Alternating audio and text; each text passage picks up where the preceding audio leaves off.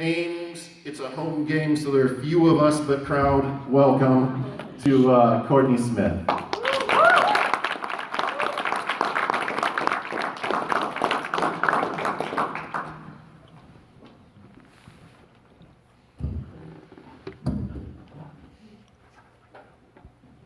Oh, isn't it beginning? We're having all sorts of technical issues. It's okay, Jimmy. No, stay. Okay. If you walked a mile in my shoes, you will feel the weights of the world on your chest.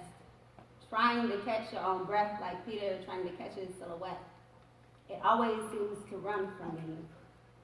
My eyes are bigger than my stomach. I've loaded too much on my plate because I don't seem to have an appetite big enough to eat it all. I guess that's what happens when you're used to your stomach meeting your back in rib cages. Cages seem like safe places to birds who've never flown before. I have never flown before. My wings seem too broken. I have trust issues, so it's hard for me to trust that the wind will carry me. Have you ever tried to walk in shoes too big for your feet? They weren't meant for me in the first place. Shoelaces don't tie tight enough, so I stumble a lot. Had to learn to crawl before I could walk. I had to start with bare basics, checking on my posture like feet shoulder length apart, back in, chest out, shoulders back, chin up, head held high, putting one foot in front of the other. I take it one step at a time. I've become claustrophobic. These cages can't contain me anymore. My wingspan too big. These cages ain't safe anymore. I didn't realize until I was free they never really were. If you walked a mile in my shoes, you would know what it's like living in bulletproof glass houses. I live in glass houses because I'm transparent and ain't got shit to hide. I took my skeletons out of my closet and laid them to rest. I don't flinch anymore when shots are fired. I buried guilt next to shame. They still haunt me in my sleep sometimes, whispering, you'll never be good enough, smart enough. You'll never be loved or loved enough. You will always be that girl who found refuge in beds, hiding in strange places. These bottles seem to misplace you. You will always be that girl who got lost trying to find yourself in bodies and bottles.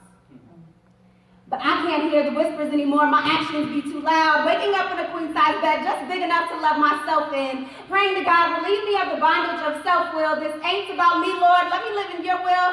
Adjusting my eyes to the lights. I have slept too long. I am woke now. I do not have to be sleeping to live the life of my dreams now. Took me 8 years, but I never gave up. I got my degree now. I have caught my breath. I can finally breathe now.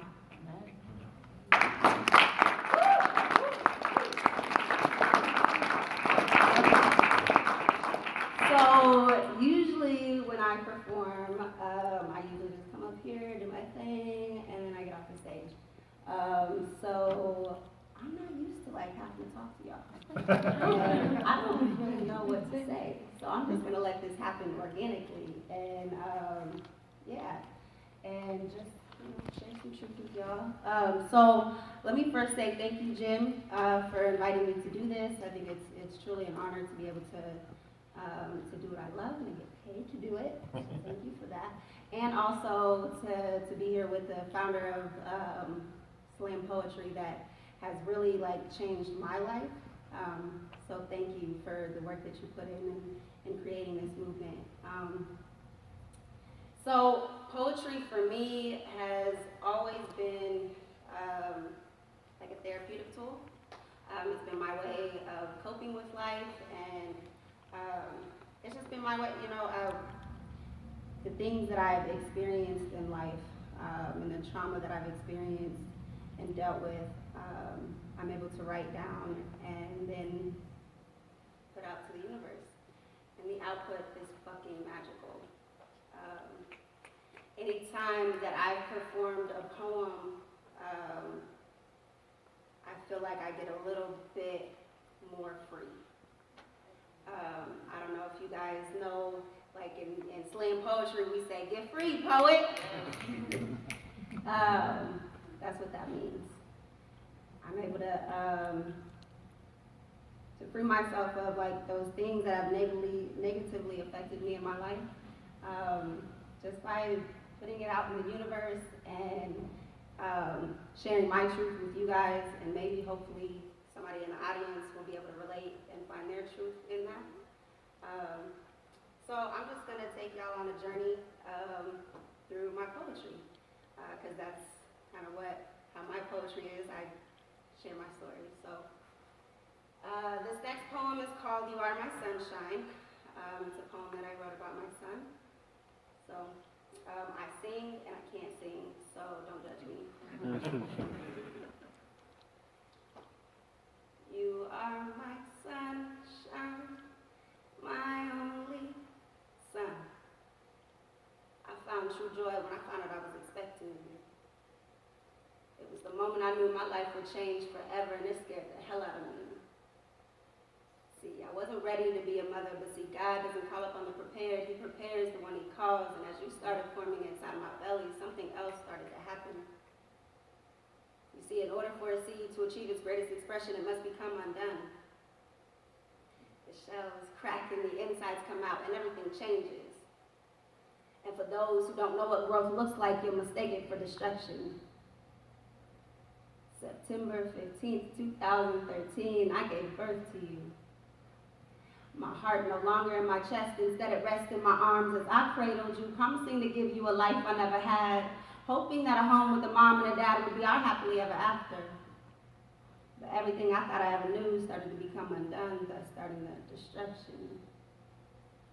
You make me happy when skies are gray. You'll never know, dear, how much I love you. I learned the law of attraction when I thought I met the love of my life while stripping off my clothes and taking the lashes of insecure men. Searching for the darkness in someone else to match the darkness I had in me, I wound up with a monster that haunted me as a little girl, and now sleeping in the bed next to me. My scars and bruises were marks of tolerance. He didn't love me despite my flaws. He loved me because of them. Praying on my weakness while I'm praying on my deliverance, chugging these bottles like I'm trying to find a solution at the bottom, trading who I am to fit my addiction, uncomfortable and crawling out of my own skin. I was always one more drink away from feeling confident. Foolish enough to believe that my love for my child would supersede my selfish desire to drink. I felt my powerlessness for the first time when I couldn't stop even with your life trying to grow inside of me. A prisoner trapped in my own head, an insane asylum trapped in my own bed. The room is spinning, feeling dizzy, pieces missing, feeling nauseous. All this confidence is down the drain now. Robbing me of 3 years of my life, that's down the drain now. When I found out you had 3 kids, I never knew I would think for little girls, and it was 3 little girls you walked away from. I'm so confused. And I even named my baby after you. Thinking it was a legacy I could be proud of, and that was the thing I'm most afraid of. I thought that we were a family. I thought that this was love. I didn't know it could hurt this much. So please don't take my sunshine away. October 16th, 2015, just 1 month after your second birthday, Mommy had her last drink. You see, they buried me, planting me in the dirt, watered with my own tears, gave me a son, and then watched me self-destruct, and from the cracks of the cement I rose. My scars became my thorns, bound to protect me. My bruises became red petals, meant to remind me that acceptance of my powerlessness actually empowers me. I take my life back when I accept responsibility. My past became my strength, rooted in the truth of who I am, which is not proof of who I am destined to be. I am a survivor of all things meant to break me. I am a force to be reckoned with. So don't call this a comeback. This is my redemption. The only part of me that remained innocent, I needed to get free in order to keep your slate clean. Breaking these generational chains that has kept me bound, facing my demons so they don't chase you around, searching the depths of my soul for the little girl that I used to be and crying for her. No longer afraid of what she might tell me of how I made her suffer even more. And every time I do the right thing for you, I'm healing her too, bearing in mind what it's like depending upon parents who are dependent on substances. And no matter how much I want it to be right, having 2 parents in the home would never make up for the lies, abuse, and mistreatments. I had to do something different. So I live my amends to you every day I wake up sober. Working these 12 steps is just a learning how to walk. Finding my own voice is just a learning how to talk. You see, I gave you life and you restored mine, and the only way to let my son shine was for me to find my own light so he can shine bright, and he will never have to worry about his mommy taking away his sunshine. And I remind myself of that every night I sing this song to you. Y'all can sing it with me, by the way.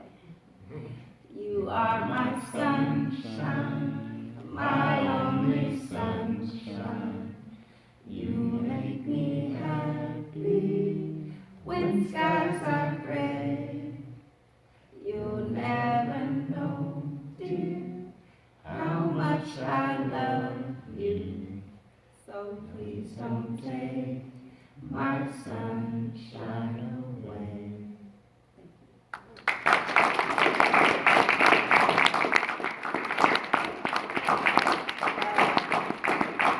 So yeah, when I first wrote that poem, it was really hard for me to get through without crying. But the more that I performed it and shared it and got it out of me, it was, like I said earlier, the more free that I was from it. And those things were no longer, felt like they were so much a part of me anymore.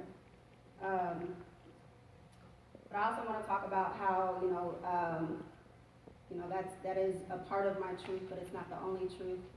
I do want to share a poem that I wrote about my mom. And this poem was hard to write because in writing a poem about my mother's strengths, I had to also show her vulnerabilities. And I had to realize that I was sharing her truth and be really careful in that, because it's not just my truth to share. So I struggled with writing the poem, so the way that I wrote it was like I showed my writing process through the poem. Y'all see, let me just do it. Okay. I keep trying to write this poem for you, to tell the world how my life began, waking up and loving my mother's face, to use cliches of calling you my hero and metaphors to tell of your strength, but I know comparing you to the Justice League band of superheroes will do you no justice, because they had a whole team and you did it all with just one. Superman doesn't do it quite right either, because he can never overcome his weakness of kryptonite like you did the night you took a drink for the last time. It's been 3 years and 11 months since? Yeah, 11 months. I've never seen Wonder Woman make Thanksgivings on budgets or turn Christmas into magical winter wonderlands. We never had to wonder whether miracles were real. When living on single mother budgets, Mama made sure we never went without. I keep trying to write this poem for you, and I know using metaphors, comparing you to superheroes is cliche, so maybe similes will say it better. The truth is, my mother isn't strong like superhero save the world from disaster type of strong. She's strong like the most important person she'll have to save is herself type of strong. Strong like the foundation of a home that's weathered many storms type of strong. Strong like breaking chains so her children and grandchildren know what it means to be free type of strong. Strong like when depression won't let you get out of bed, you do it anyways because that's what you do when you have 5 mouths to feed type of strong. Strong like when the darkness consumed you, you search for lights in the cracks of cement where only roses with the thickest of thorns grow. Found the truth in hole and drywall that love and abuse couldn't coexist, and you never settled for less ever since. Found God in broken mirrors in the places of yourself that you thought were unlovable. He made new, made whole, made in his image. And maybe that's more the perfect metaphor, because a mother's love is the closest I'll ever get to God's. And when the grief tried to bury you 6 feet deep in soil, too dark to believe that any life existed beyond it, you became seed and gardener, made creation and destruction look like the same damn thing. I still remember the day that you decided you wanted to live. It was the day when you were imagining the day you would have grandchildren. It was the same day I could finally stop holding my breath. I could finally stop building walls and defense mechanisms, preparing for a world where I would have to live without you. 5 kids and 7 grandchildren later, I bet you didn't think you would have a home big enough to contain all this love. I bet you didn't think you would be sitting here listening to a poem about how much you've overcome. I keep trying to write this poem for you, Mama. To tell the world what a badass superhero goddess of a warrior you are, but I can't tell them that without telling them how all of the battles that you have faced in one: addiction, depression, thoughts of suicide, the loss of your sister, dealing with all this while trying to raise 4 kids on your own. My mama didn't teach me how to be a queen, she taught me how to be a warrior. She taught me how to stand my ground, even at the risk of losing it, because you can always get back up. Mama, you always got back up. Took us from living in Section 8 housing to owning your own home, from dead-end jobs to opening your own shop. My mama didn't teach me how to be a queen. She taught me how to be a warrior. And maybe that's more of the perfect metaphor.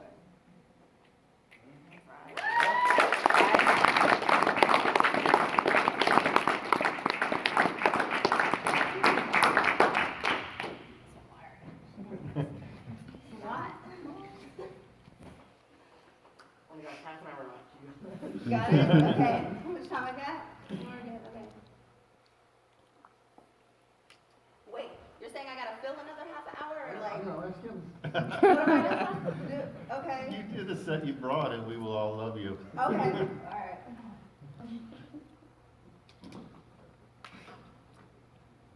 Okay, so the next one I'm going to share is a new one that I wrote pretty recently. So like Jim shared earlier, I work with elementary students. And Half Pines Poetry is through the program Run DSM in Des Moines. And so I teach elementary students how to not only write poetry using, poetry techniques such as the similes, the metaphors, and all that good stuff, but I also teach them how to perform it and how to use their body and their tone of voice and kind of how to connect their emotions to what they're saying and what they're writing. I have to be intentional about creating a safe space when I do that. Because they talk about some pretty serious stuff in there that you wouldn't think 14th graders would be going through, but or even have the cognitive ability to be able to talk about. So I have to create a safe space for them to be able to do that. And last year I had a group of all girls, and it was pretty catty. Stereotypically, right? Like we teach our girls that we're competition, and so yeah, they were pretty mean to each other, and it was really hard to try to create that safe space. So instead of writing, I had to do a lot of community building and things like that. But I also realized that I needed to teach them how to build themselves up and fill their own cup. So that they were able to build each other's cups up and support each other. So self-love was important, right? The way we love ourselves is a testament to how we love other people. So they used the writing prompts called Dear Self. And I just had them kind of write a letter to themselves and say all the things that they needed to hear to themselves. And they did it, and by the end of the semester, they were calling each other sister, and they were lifting each other up, and celebrating each other, and we had created this family experience in the classroom, and so it was great. But I also realized at the same time that I was trying to teach them self-love, I was also struggling with it myself. So I also used the writing prompt, Dear Self. And fucking long story short, right? Shit. This is my poem called Dear Self. Dear Self, I know it seems strange for me to be writing this letter to you since you don't really hear from me all too often. We just don't seem to be too close some days. Some days you get too busy taking care of everyone else that you forget about me. You're going to be lost without me one of these days. I mean, you were already lost without me, and then you found me, and now you get too busy chasing dreams. You forget you once prayed for everything that you have now. So I'm writing this letter in hopes to find you at the meeting place where poetry connects mind, body, and spirit, and truth is the only thing that matters.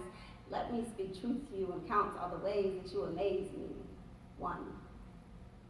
You are drop dead fucking gorgeous. Yeah, I said it. And I know I probably shouldn't be tooting my own horn, but they say that beauty is in the eye of the beholder, and it took me a month before I could make eye contact with myself in the mirror to tell myself that I am beautiful.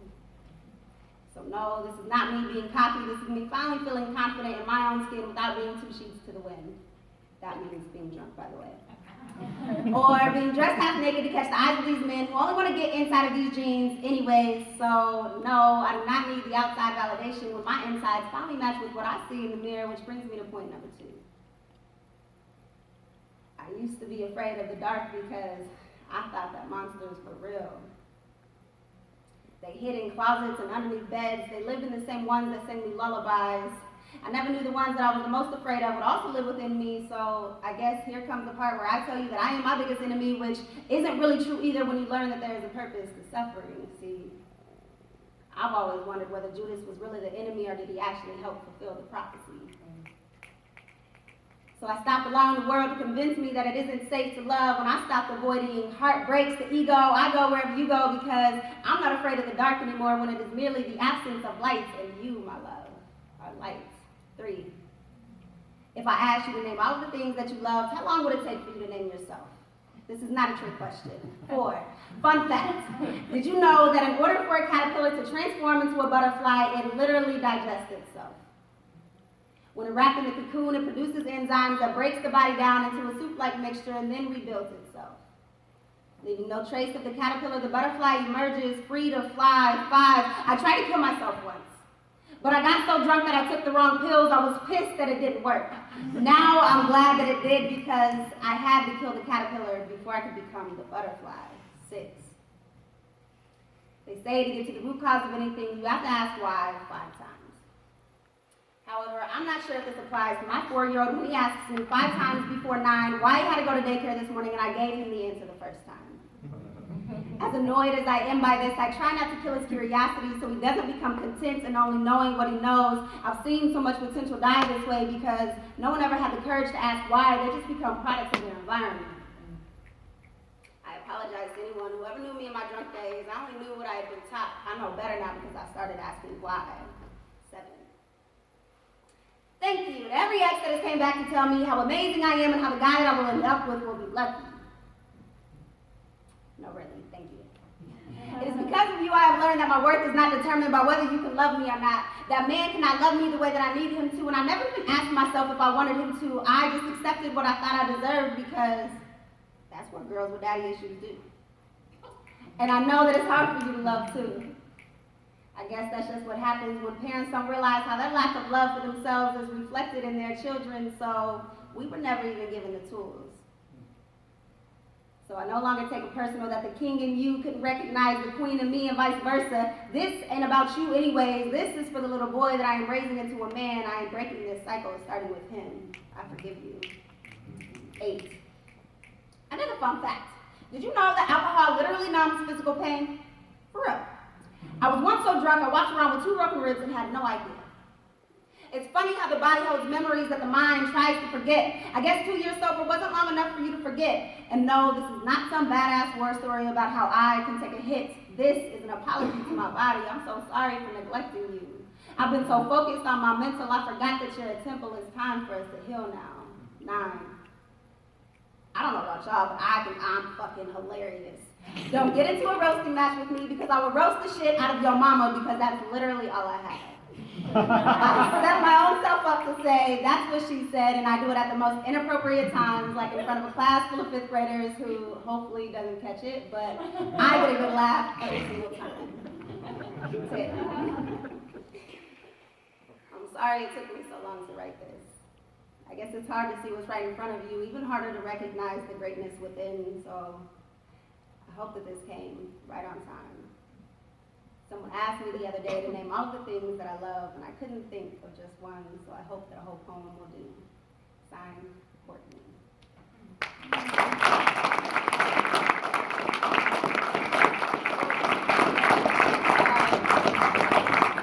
So, that's it. Bye!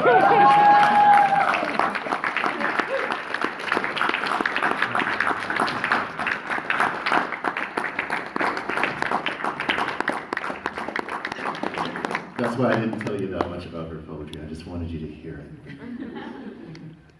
So most of you are my Facebook friends. You probably saw the introduction.